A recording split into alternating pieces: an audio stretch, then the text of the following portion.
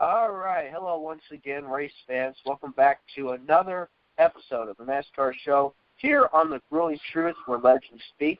I'm Alex Gray, along here with Steve Risley, and we got Michael Klein back here with us this week.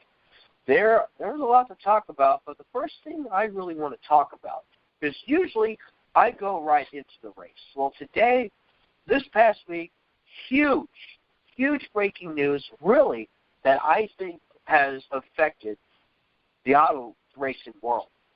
Roger Penske, news broke out this past Monday that Roger Penske will be purchasing both IndyCar and the Indianapolis Motor Speedway. Huge deal. Will be purchasing? He bought it. Yeah, he bought it. My fault. He the bought it. purchase hasn't been finalized yet. He bought it. I mean, let's be real. He owned it for a while. Now he's just made it official. Oh, yeah, he's owned the Indy 500 for many years as an open-wheel car owner. So he's got what? He has 18 wins there. 18 wins, yeah. I think, is what he has with his drivers. Yep, and one Brickyard 400 that was just last year with Keselowski. Uh-huh. So, obviously, people I think would consider that Penske is like a godfather of motorsports. You know, he has been involved with racing since about the late 50s or so. It says here when he started buying out and selling race cars around that time. He entered in 2 Formula One races, won a NASCAR late model race, offered a test for the Indy 500, but he retired from racing to establish both his dealerships and his own racing team. And, this is a guy who's pretty much has seen everything. He's had so much success throughout IndyCar, NASCAR, IMSA, even the Australian supercars. So that's an amazing thing. And let me ask you this question, Alex. I think Mr. Penske is like 80 years old, isn't he? Somewhere Correct. in that vicinity. Yep. Why would he want to take ownership of the IMS, the NASCAR Speedway, at 80 years old? I mean, really? I mean, is it a legacy that he's going to leave to children? And why would the Holman George family sell the track? What are your thoughts on that? I mean, honestly, both of you answer. Both of you guys answer. Yeah, Michael, do you have any thoughts on this? I mean, I'm not going to lie. At first I was kind of thinking, man, it's going to be weird, not having Holman George running this. I mean, it's been that way my whole life. Yeah. My whole life, so too. Yeah. I'm 60. Yeah. It's been my whole life, too. So, yeah. It's been pretty much all of everybody's life in motorsports. I mean, I really don't know anybody who wouldn't be able to say, hey, I remember back when Rickenbacker owned it. But, I like the ideas he has. And, this is something I've heard a lot of people say, which is the main complaint, is that they point out this is kind of how the IRL kart split started. But, that was just that was the dark mark in IndyCar. The good news is we have Penske who, went through that. He was part of that, so hopefully he knows what we can do to avoid that now. And I love some of the ideas he's had, like the IndyCar Cup doubleheaders, bringing the Formula One series back to Indy. I even heard rumors about them adding lights. So that's something I would really love to see. I've heard the rumors about lights too. Yeah, I think you're going to see lights at IMS.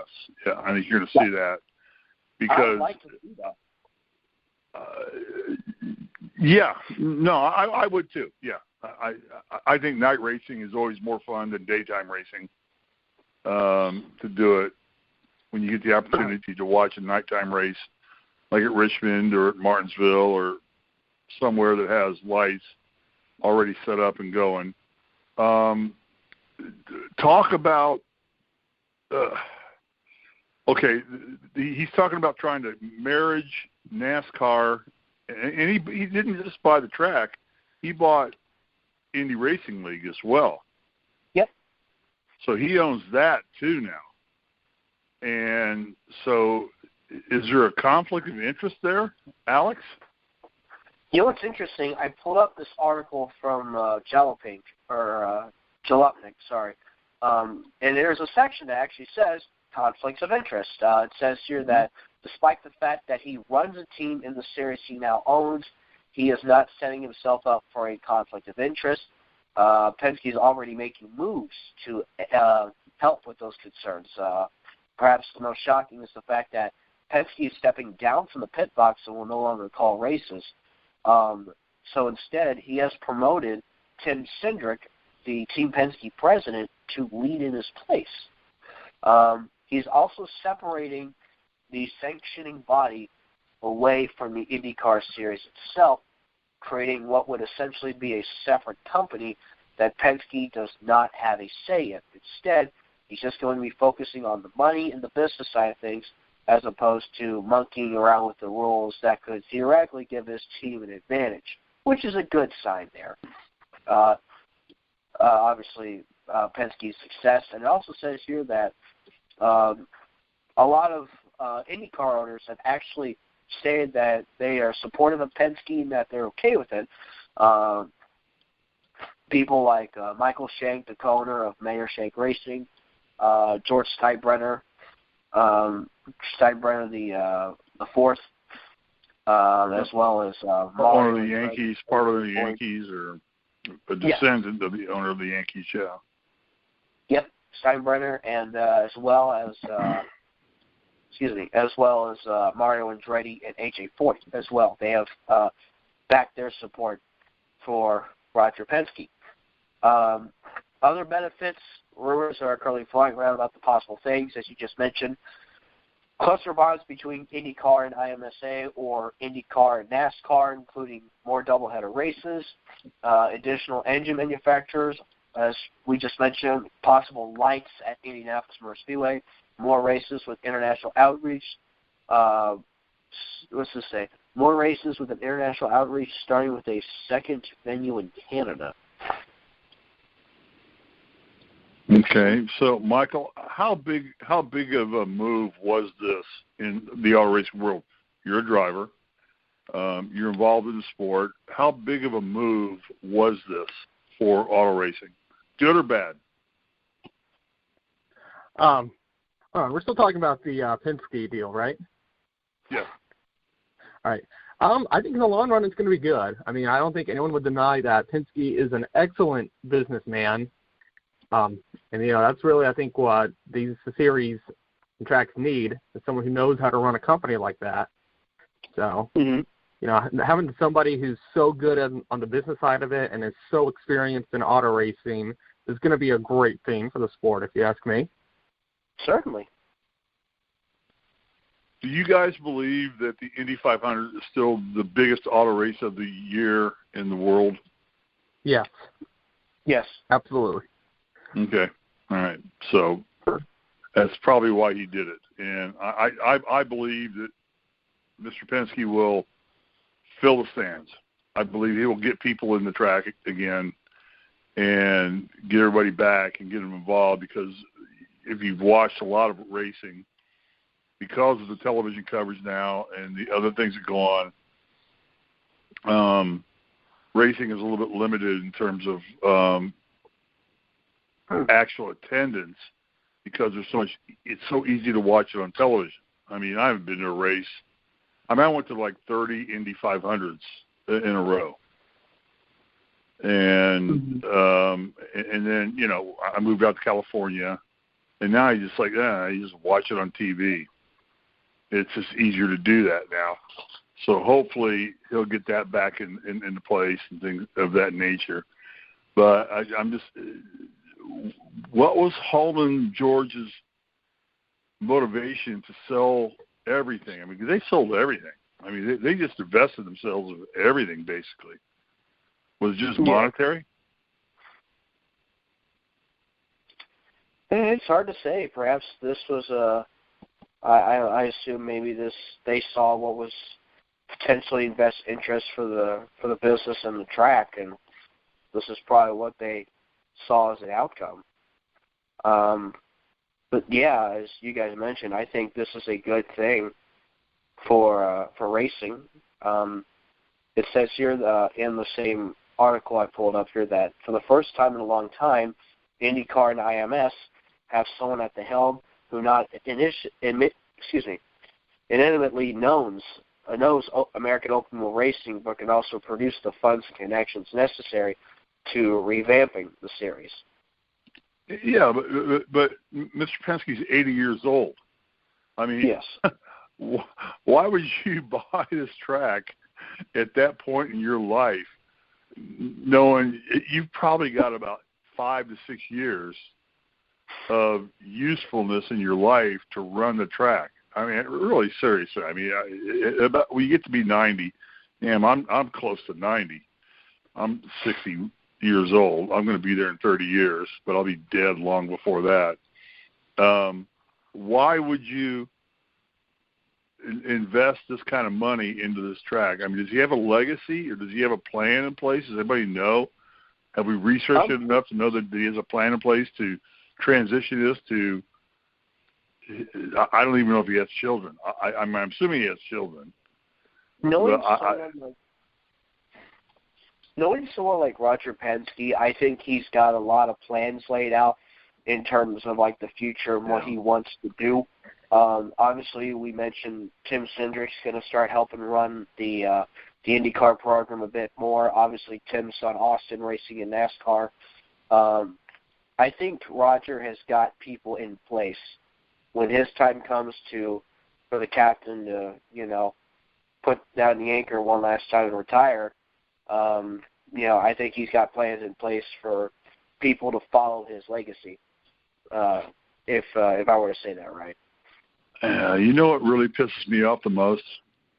What's that? Mr. Penske is a member at Augusta National.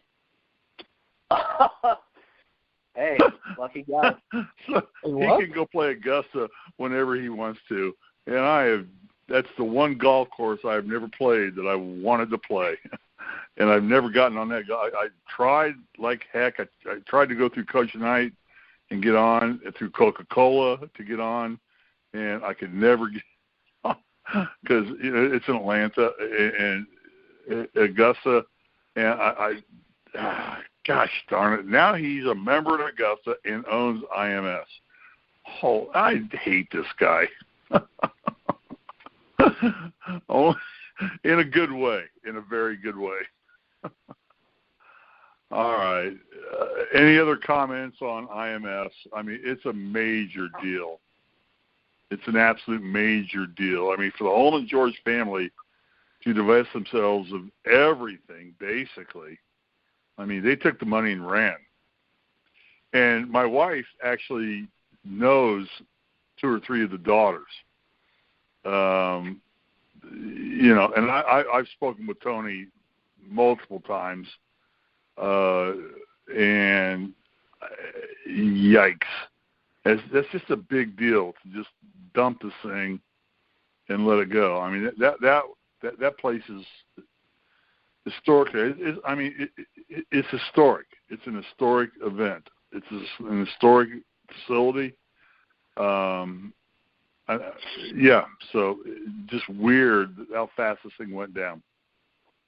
Yeah. But I believe Mr. Penske will do a great job with it. I think it's going to be better. I think you're going to see more IndyCar, NASCAR stuff come up now. I think he's going to initiate that because he has the opportunity to use the road course, the oval, and all the facilities at IMS, and he's going to change the face of auto racing here real quickly. And I think that's what he's trying to do. Yeah, very fast. You're going to see doubleheaders happening all over the place now, which may be what needs to happen. Yeah. Okay. Are we done with IMS? Yeah, I think we've pretty much about covered everything. Shut it down, yeah. Michael? I think that pretty much covered it. What's going on in NASCAR? All right, we'll move on to the last weekend at Texas Motor Speedway. I guess another thing we could talk about as well here in a little bit is how Formula One scheduled the U.S. Grand Prix on the same day as this Texas race, and what it means, and how both races turned out. Kevin Harvick, once again, third year in a row, he wins this race. Dominic Carr, Eric Almirola got second. Daniel Suarez third. So a Stewart-Haas Racing 1, 2, 3. Suarez, I thought, ran well all race long. Joey Logano fourth.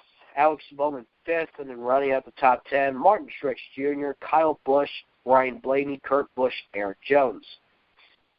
Let's see. Other notables. Kyle Larson was 12th. Matt DiBenedetto got a good 14th place finish.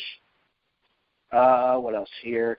John Hunter Nemechek in his first Cup start finished 21st.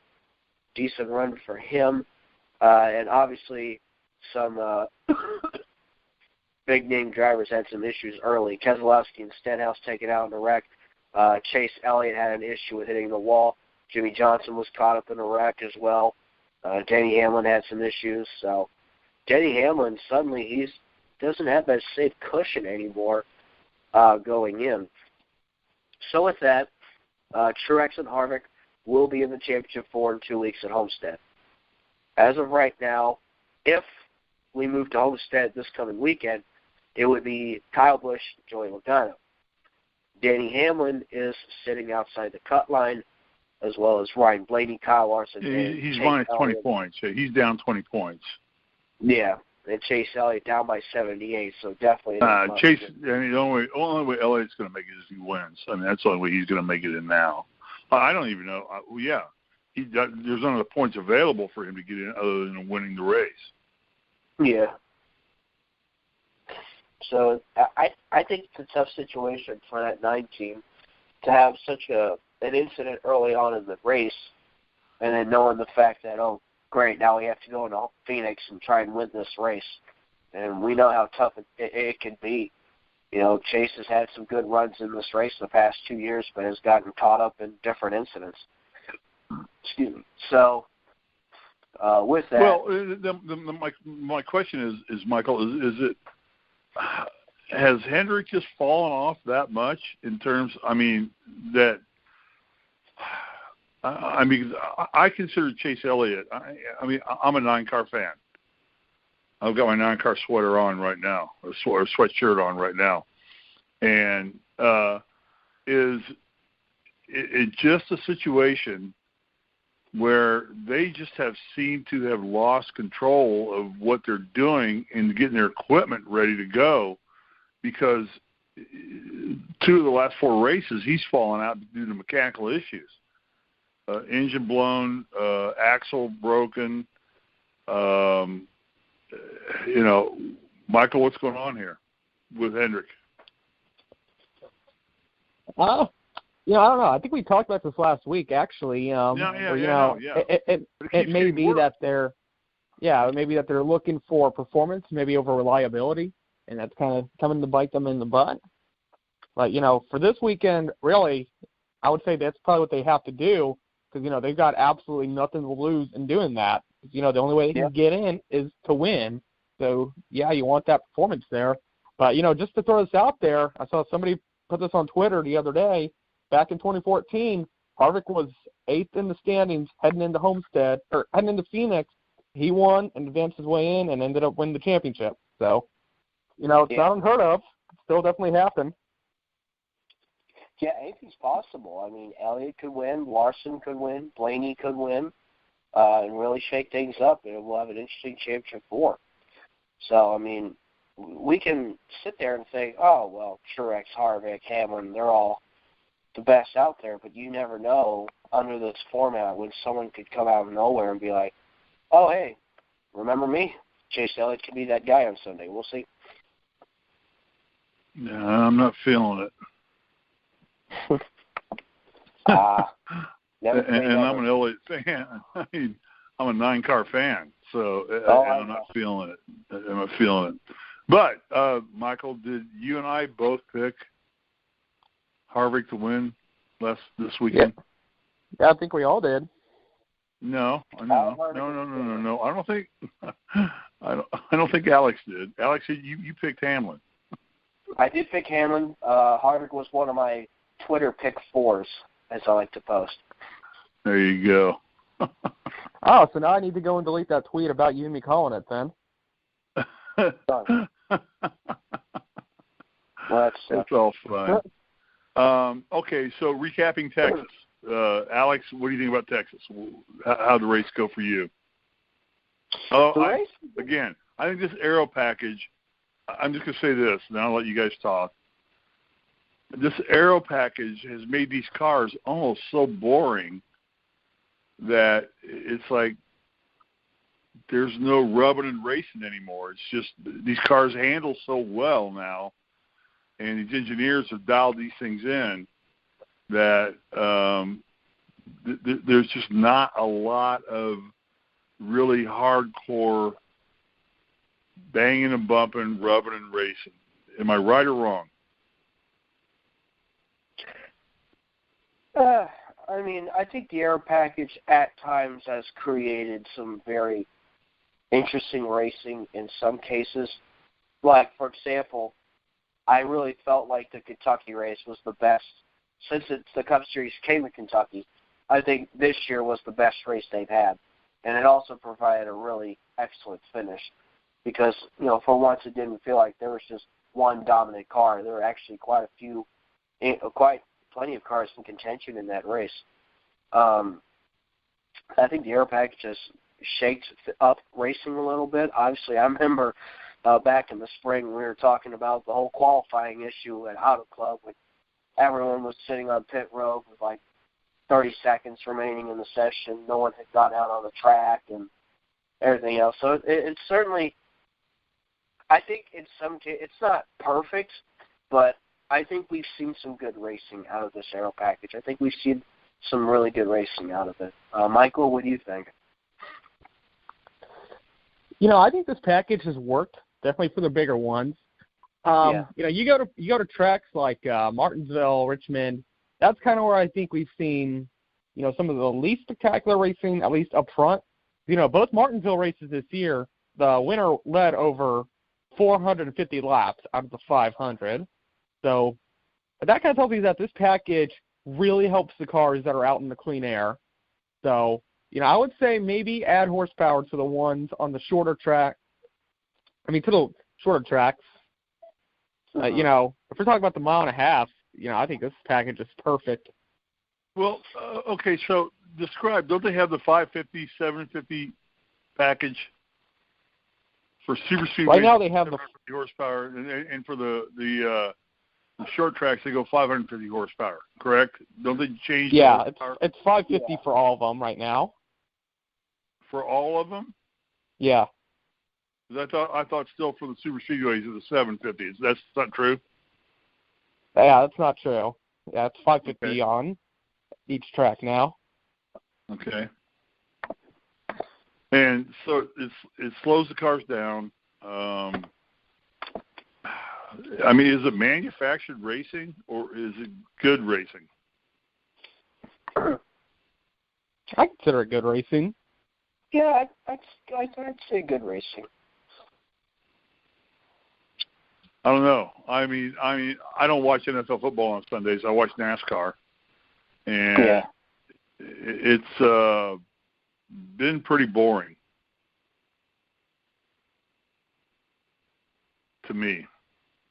It's just my opinion. It's like, okay,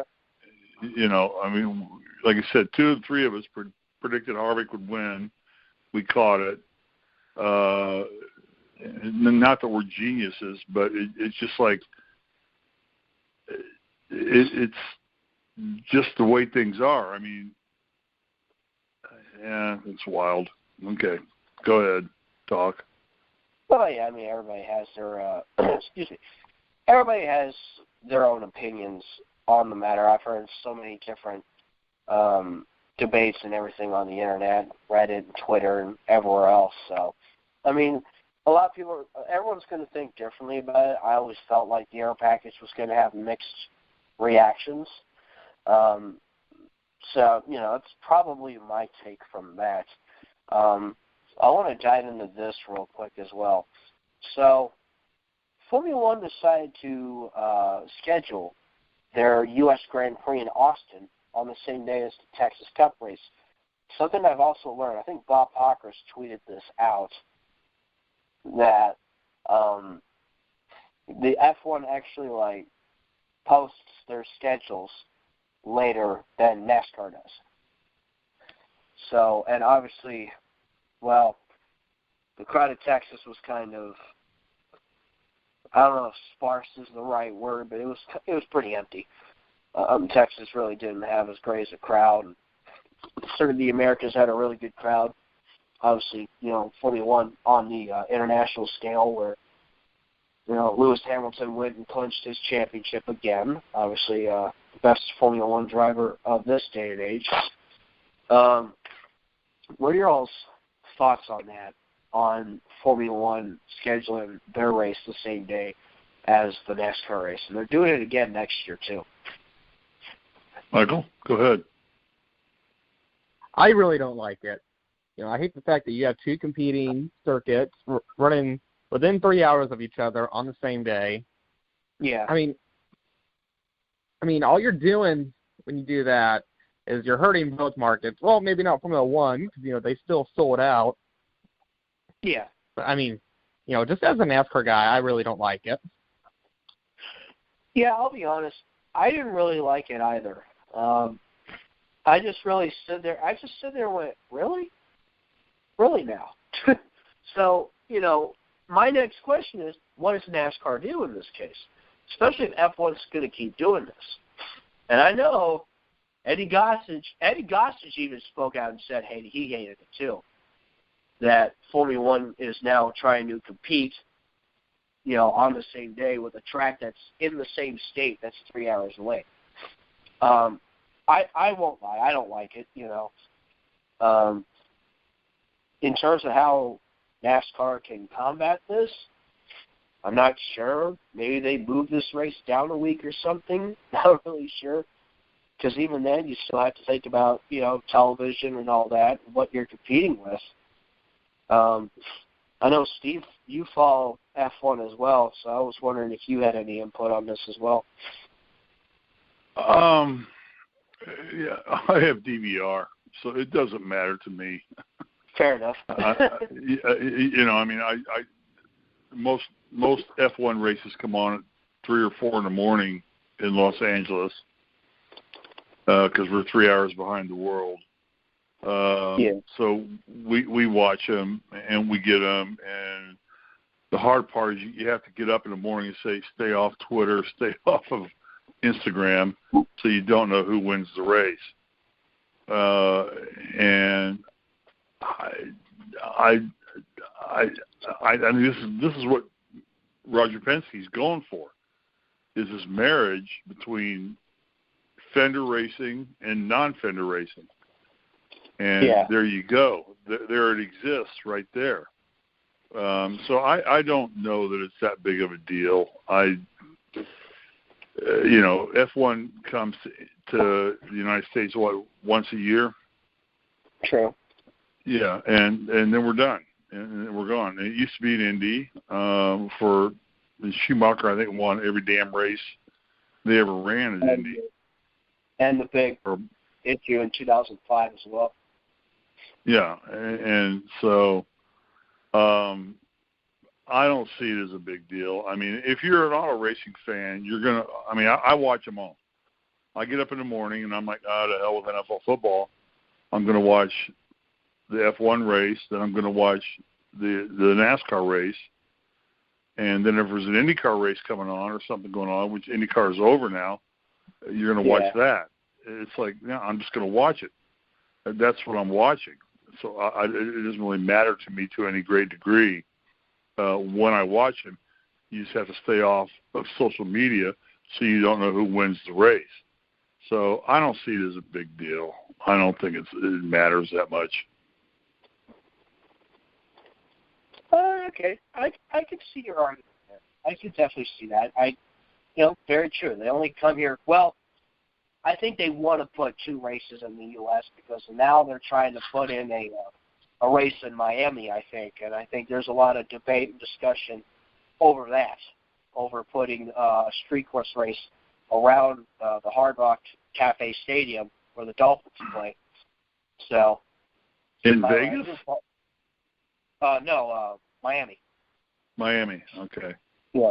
They tried to put one in New York a little while back, but I guess that all just fell apart. Like I said, it sounds like Penske's trying to bring it back to Indy too, which I would absolutely love that.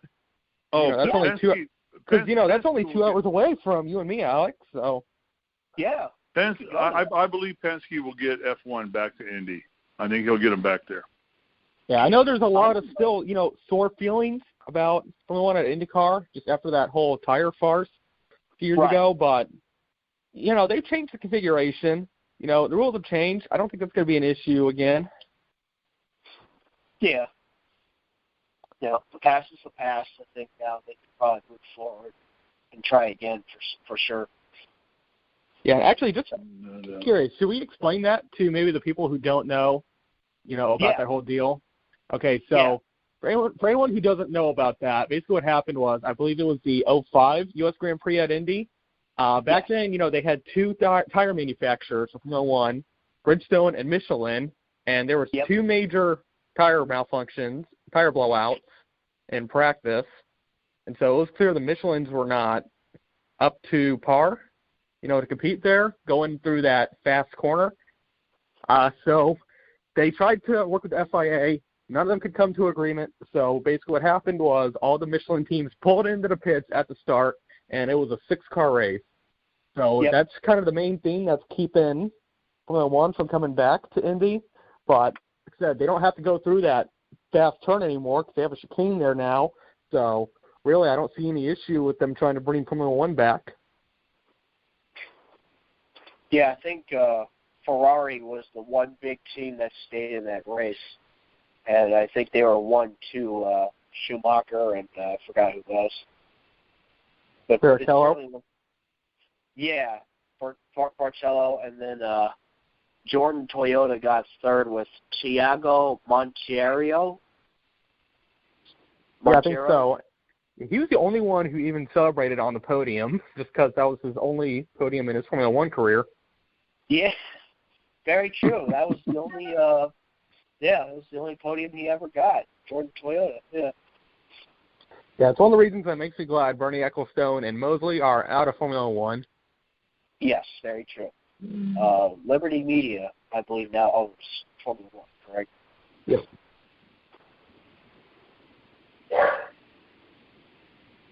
So, definitely an interesting story. You could probably get the entire, or just the start, you could probably get the entire race, or probably there's a documentary about it on YouTube as well, about the 2005 US. It's certainly interesting. Yeah, there's a few out there. Oh, yeah. Definitely one of the most odd moments in racing history. Yeah, it's crazy when you look at the crowd video, too. Just when they saw, because none of them knew, because, this was before, smartphones were a thing. So, no one knew what was going on until they saw all the cars pulling into the pits. Yeah, right. So it's just crazy to see the fan reactions. Yeah. Well, and before we start, we get into the last couple of races of NASCAR here, because we got Phoenix and then we got Miami coming up. Why do I watch F1 and they're sold out? I watch every F1 race. I DVR them, or I'm up 3 in the morning watching them, one or the other. But why are they all sold out and we can't get NASCAR or IndyCar to sell out? What is the deal there, Michael? I think it's mainly just because there's a lack of demand right now. A lot of the fans from 05 when it peaked just aren't interested in it anymore. And unfortunately, you're not having many more people getting into it. So I think that's kind of what NASCAR needs to work on, is trying to get those new fans interested.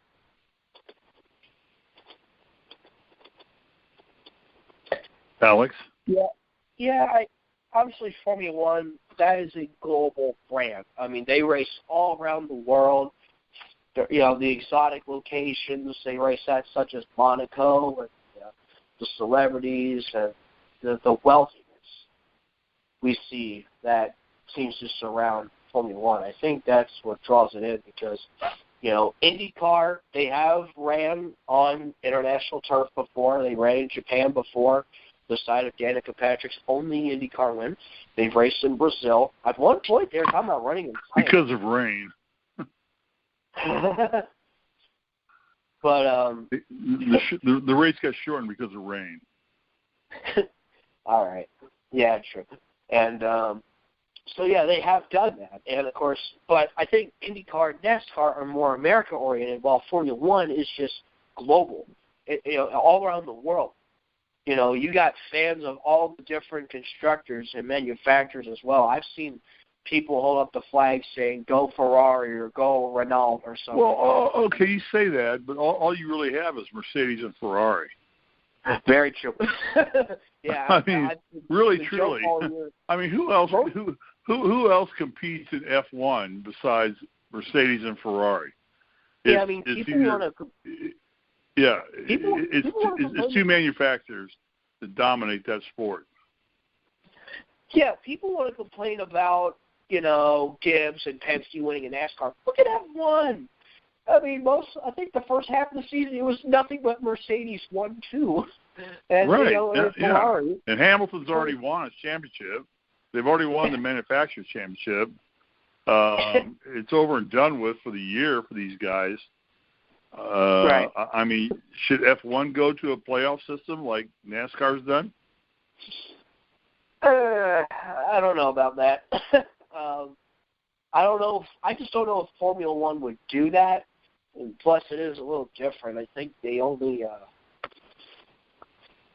run 20 races out of the year or something like that. Yeah, I think that's about right. Yeah. Yeah, let me check just to make sure here. 2019 Formula One. I think they run 20 races. That's all they run. 21.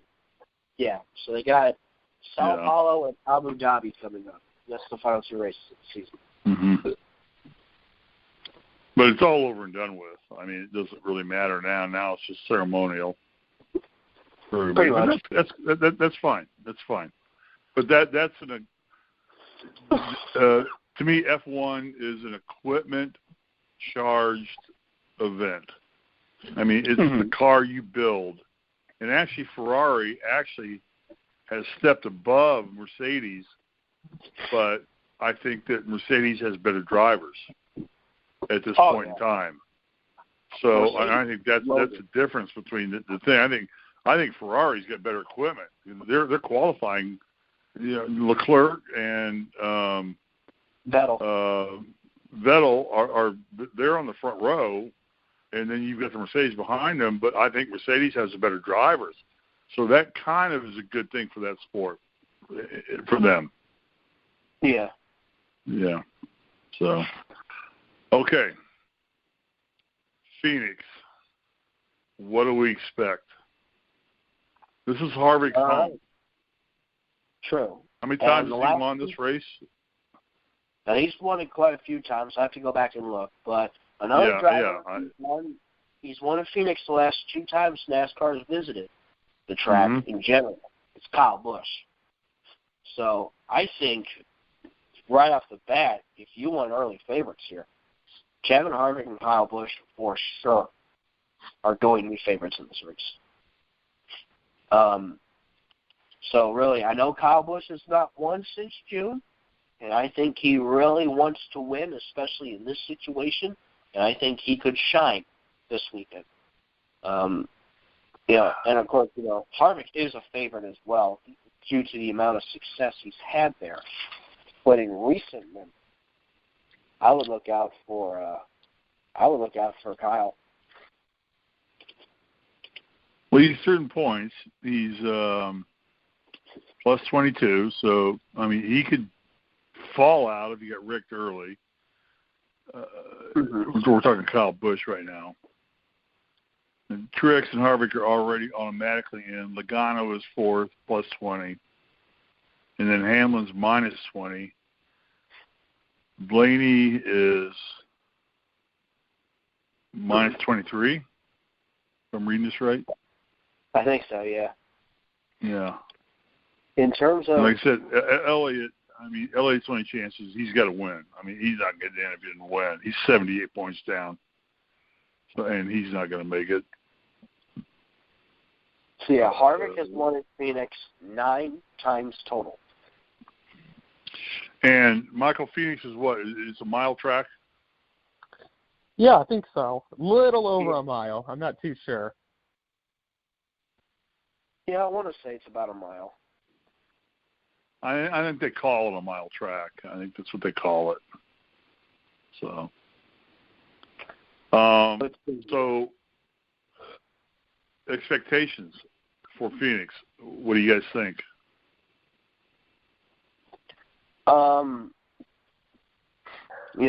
Obviously, it's all about moving our field, gaining as many positions as you can, getting as most points as you can, because you never know. It could come down to just making one pass that could make you either make the championship four or wait till next season. So I think that's what we're going to see here. It's going to be a very, like I said about Texas, it's going to be a very intense race. We're going to see a lot of action, a lot of drama unfold. We've seen drama unfold in this race in the past as well. Current active drivers that have won in the past, I said Harvick 9 times. Kurt Busch won here in 2005. Same with Kyle. And then, of course, the last 2 times we've been there. Denny Hamlin won once in 2012. Joey Logano in 2016. Jimmy Johnson has won here 4 times, including 3 times straight from 2007 to 2008. So... Well, here's an interesting question that I'm going to ask Michael this. Michael, you're a driver. You race. On a short track, is pit selection more important than on, like, a super speedway? That's honestly not something I've ever really thought about.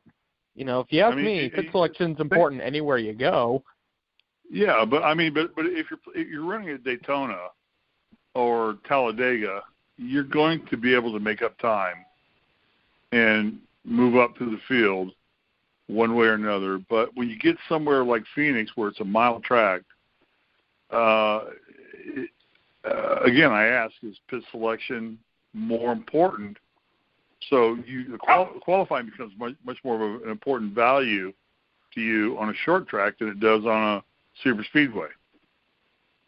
Okay, yeah. When you put it that way, I would say it probably does. Just because, like you said, if you go to Daytona or Talladega, yeah, you got plenty of opportunities to move up through the field. Which, you do kind of have also at tracks like Phoenix, just because I kind of feel like that's more of a driver's track. So it's going to come down more to driver skill, I think. So if you're a good driver, I think you'll be able to do it regardless. At least better than you would be able to, say, at a place like Texas or Kansas. So I would say, yeah, it's probably more important than the bigger tracks like Daytona and Talladega, but I don't think I would say it's necessarily as important as, say, the mile-and-a-half tracks. Really?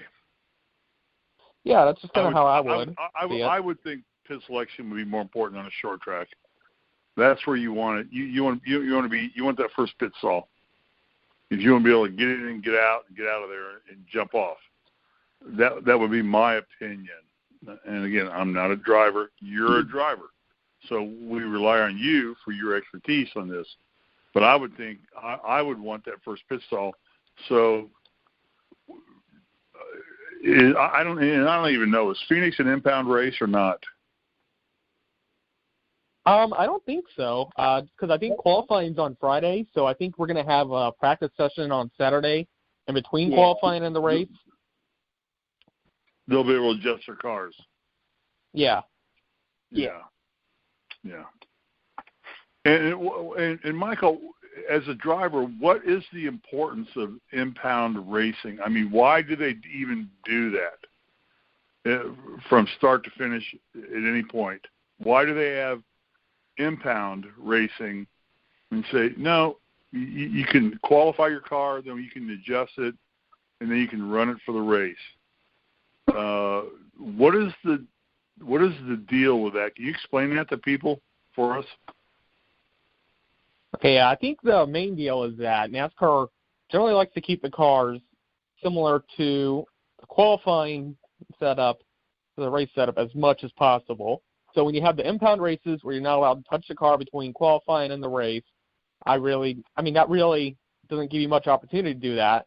So really you're going out on the track with the same car you qualified with. And I think that's just kind of to, keep the field in check, I guess, because you're going to have the faster cars up front and the smaller cars in the back. Or, if you were to have a practice session between them, they can work on the cars, and that could really mix up the field, which some drivers enjoy that, and I know most fans do. This is just kind of how I think NASCAR sees it. And I think we're seeing less of it than we usually have lately. Mm-hmm. So I think NASCAR is kind of going in the direction where impound races may eventually not be a thing. A situation where after about 10 laps, whoever qualified first is going to be lapping the last car. I mean, on a mile track like Phoenix, it's a flat track. Phoenix is a flat track pretty much, isn't it? Yeah, Phoenix is pretty flat all around. So you're going to have whoever qualifies first or second, and it's going to be one of the top drivers, and they're going to be on the rear bumper of the last car about 10 laps into the race, would be my guess from what I've seen and what I've watched on NASCAR. So I don't see the point. It's just like impound racing to me doesn't make a lot of sense to me.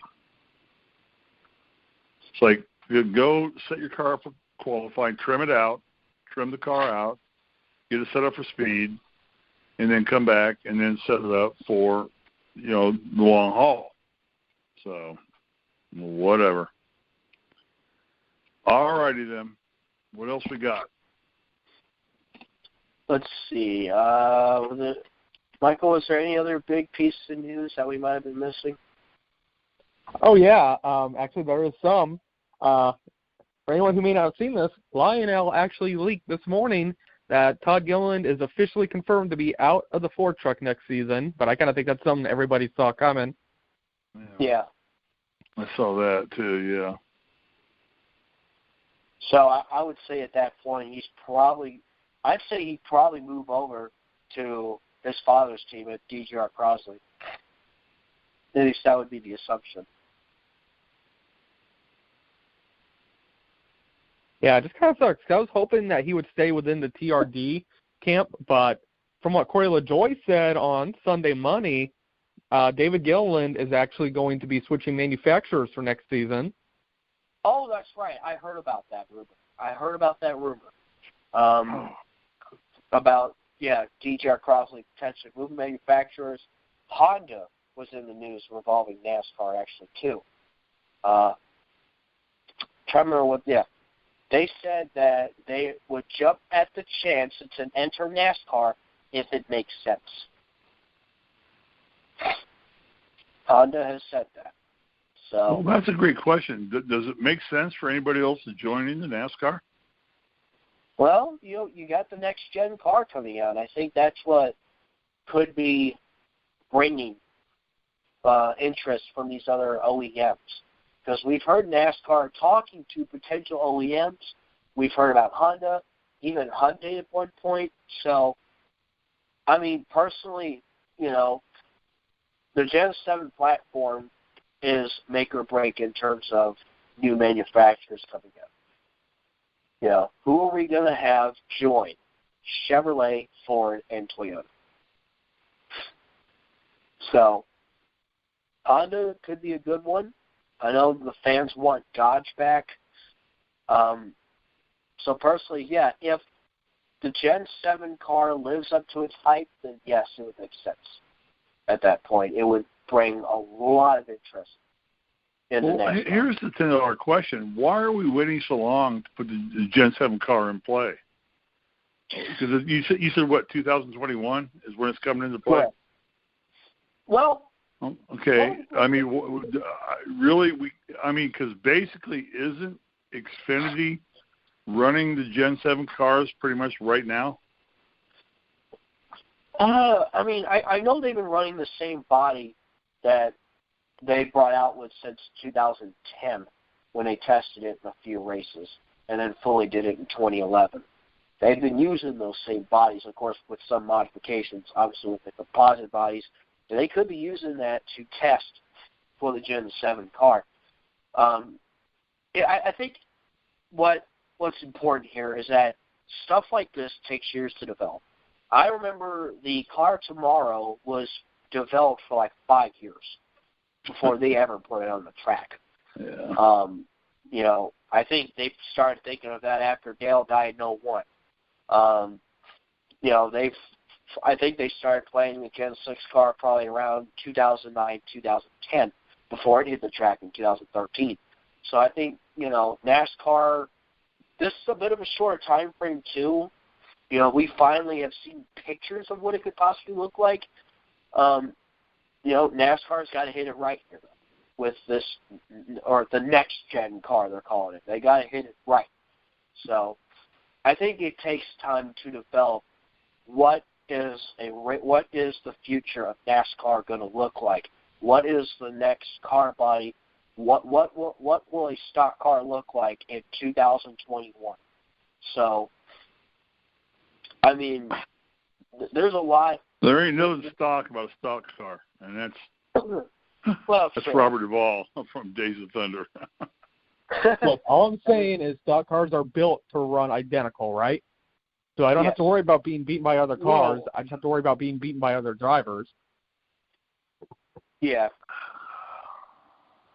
So, just giving the power back to the drivers and the manufacturers, would be pretty interesting. I think fans, if they want to, I think that was the one problem with the car tomorrow, was that it was the same body with just different stickers for the manufacturers.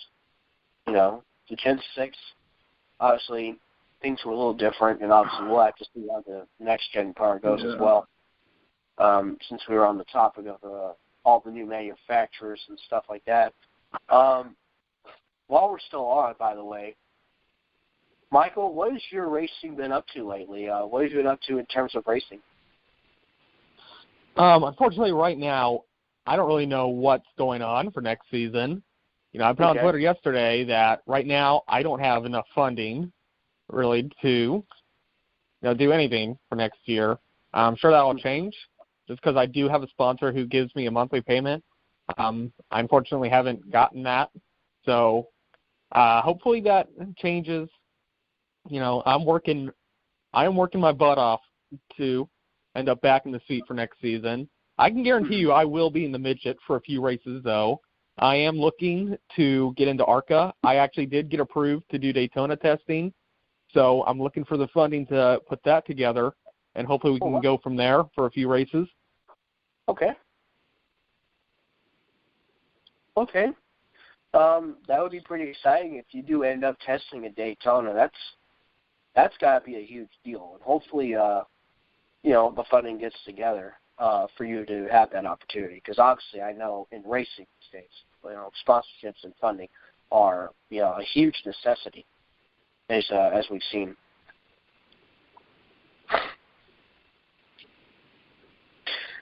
Oh yeah, it is.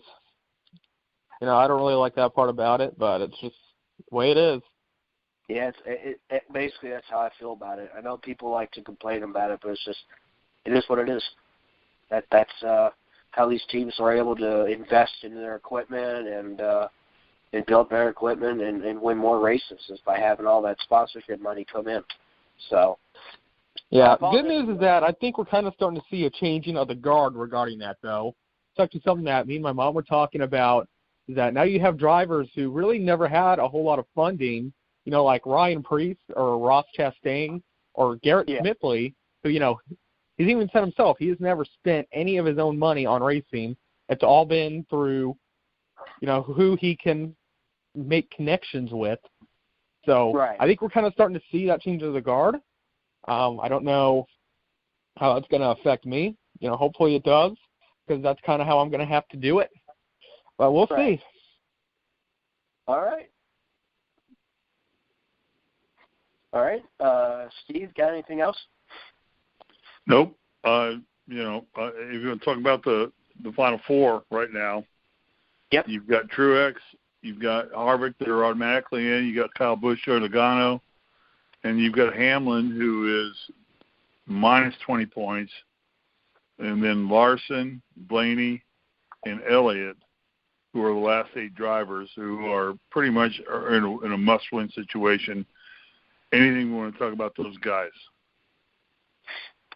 Yeah, I'd say we make our picks about not only who will win, but who will get in the championship 4. Well, I think, championship 4 is what's important right now. Because then it becomes a one-race situation. Yeah.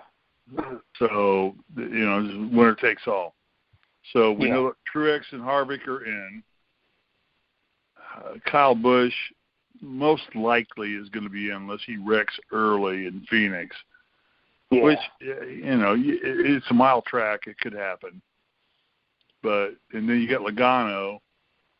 But you got Logano and Hamlin, who have issues with each other. Then you got Blaney.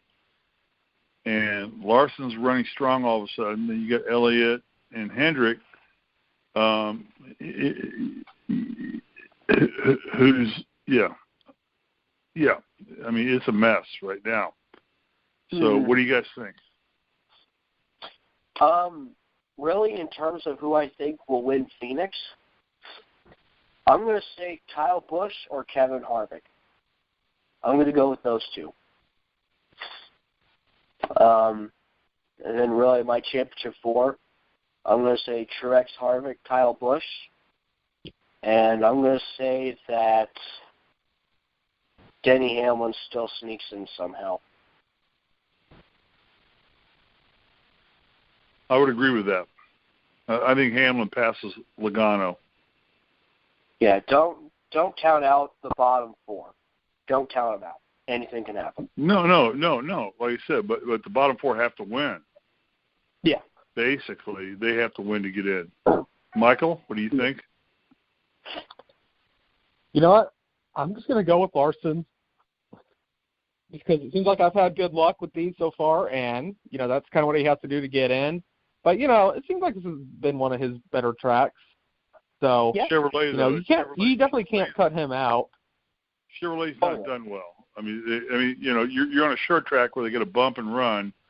You've got that pointed nose in that car, and they have not done well. I mean, they have to retool that car. The Camaro needs to be retooled a little bit. Well, they are good. The Cup body's going to look a little different next year. I think the front end is not as pointed. It's a bit more rounded off.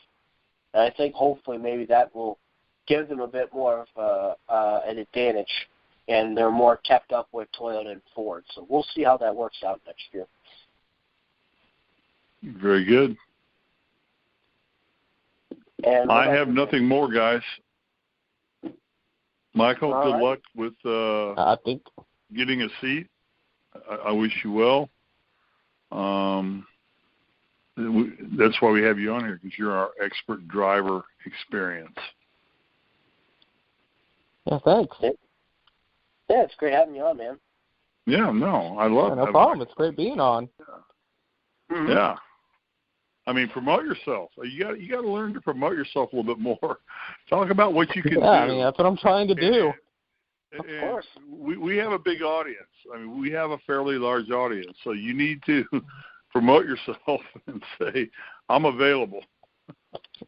Yeah, I mean, anyone who's looking for a driver, if there's anybody here who knows any team that's looking for a driver, or anyone who knows a company who would like to sponsor a driver, just know I'm available. I'm always available at this point. There you go. See, that's a start. Yep. You can email me or you can DM me on my Twitter. Yeah. I think Alex will. To find you. I think Alex will put that out. So. Yep. Matter of fact, I'm making a tweet right now that an episode is coming up, and I'll tag you in there. All right. There you go. All right, let's see what happens. I mean, we got Phoenix coming up. I'm picking Harvick. I'm going with Harvick. Who you guys going with? I'm going to go with Harvick and Logano. Or no, Harvick and who's the other guy you said? Oh my God, Harvick Kyle and Busch. Kyle Busch. Duh. So yeah. Yeah. Michael, who you going with? Like I said, I had Larson winning. So Final Four, I guess you got Truex and Harvick, obviously, and then you got Larson, and I want to hold on to hope that Logano makes it in out of him or Busch. But with Busch, his performance just has not been there pretty much all playoffs. So he hasn't won since June. Yeah, I know. That's crazy to think about. That's June. I mean, we're in November. I mean, and he hasn't won since June. That's amazing for Kyle Busch. This is a guy that wins 50% of the races he races in, basically. But he, so interesting to see. But I think this is Harvick's home. I mean, he owns this track. How many times has he won, Alex? Harvick has won here about 9 times now. 9 times, yeah. It's kind of like Martinsville for Jeff Gordon. Any other news in NASCAR we need to talk about? I've heard. I was watching one of the shows yesterday that said that Jimmy Johnson doesn't want to run a full schedule anymore. What's that? He doesn't want to run he does not want to run a full schedule anymore. I mean he will for the next couple of years because he just signed a deal with Ally, but he's really looking forward to stepping down and running a part-time schedule. So we don't have an 8-time champion. I mean, that was tape from him on NASCAR America or. Yeah, I think it was NASCAR America I was watching. Try and watch it. That he's kind of like ready to be a family guy and do his thing and run a part-time schedule and run. So we'll see. It's just a story to follow. It's all it is right now. Nothing more. I mean, he's going to finish out the season. There's no doubt in the world. But I think next year you may see him run a limited schedule where he doesn't go to all, I think, 38 races there are in NASCAR.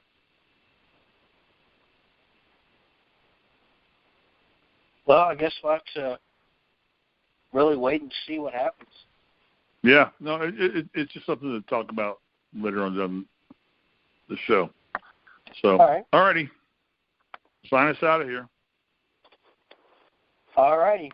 Once again, thank you guys so much for listening to this week's episode of the NASCAR Show on the Grueling Truth from Michael Klein, Steve Risley, and myself, Alex Gray. We'll see you next week.